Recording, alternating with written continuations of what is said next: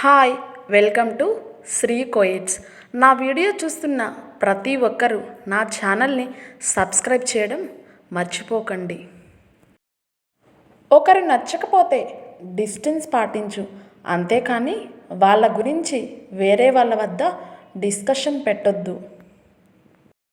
పిల్లికి బిచ్చం పెట్టనోడు కూడా నీతులు చెప్తున్నాడు, నేనేం చేయాలో ఎడాలో అని. బ్రతకడానికి ధైర్యం ఇచ్చిన దేవుడే చావడానికి కూడా పిరికితనం కూడా ఇచ్చాడు. ఊర్లో నా కొడుకుని ఎంతలో పెట్టాలో అంతలోనే పెట్టాలి.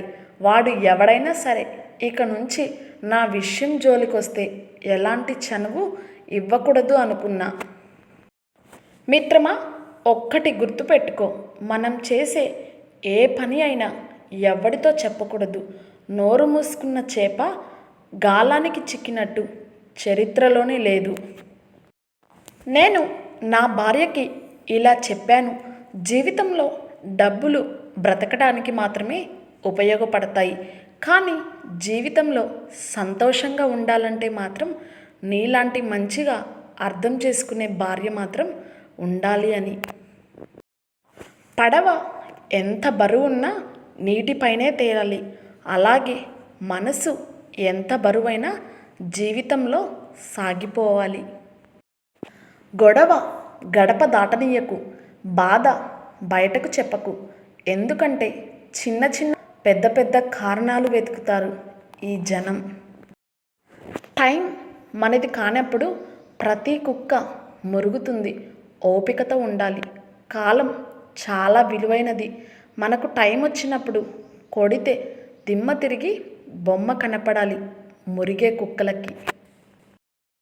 సముద్రం పక్కనే ఇల్లున్న ఇంట్లో మంచినీరైపోతే బిందె పట్టుకొని సముద్రం వద్దకు వెళ్ళం. అలాగే చుట్టూ ఎన్ని బంధాలున్నా అర్థం చేసుకున్న వాళ్ళ దగ్గర మాత్రమే మన సంతోషాన్ని బాధని పంచుకోగలం.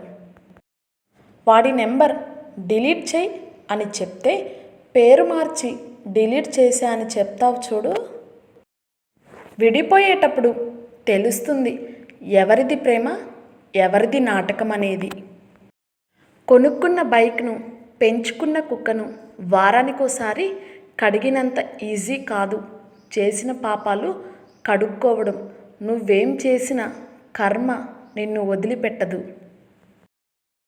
ఒక మధ్యతరగతి కుటుంబంలోని తల్లిదండ్రులు తమ స్తోమతకు మించి ఖర్చు పెట్టేది ఒక పిల్లల చదువు విషయంలో మాత్రమే.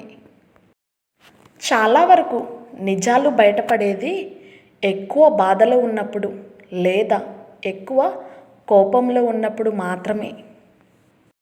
మనిషిలో 3 రూపాలు ఉంటాయి. మొదటి రూపం ప్రపంచానికి చూపిస్తాడు, రెండవ రూపం కుటుంబానికి ప్రాణ స్నేహితులకు మాత్రమే చూపిస్తాడు, మూడవ రూపం ఎవ్వరికి చూపించడు.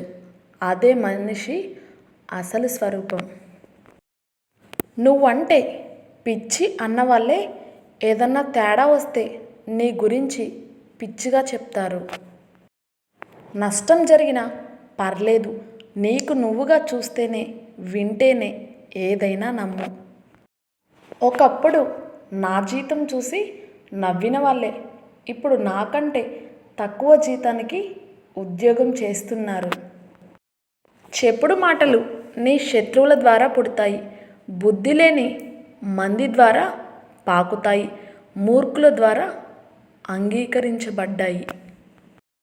సముద్రంలో రాయి విసిరితే సముద్రానికి ఏమి కాదు, రాయే కనపడకుండా పోతుంది. ధైర్యంగా మనముంటే విమర్శించిన వారు కనబడకుండా పోతారు.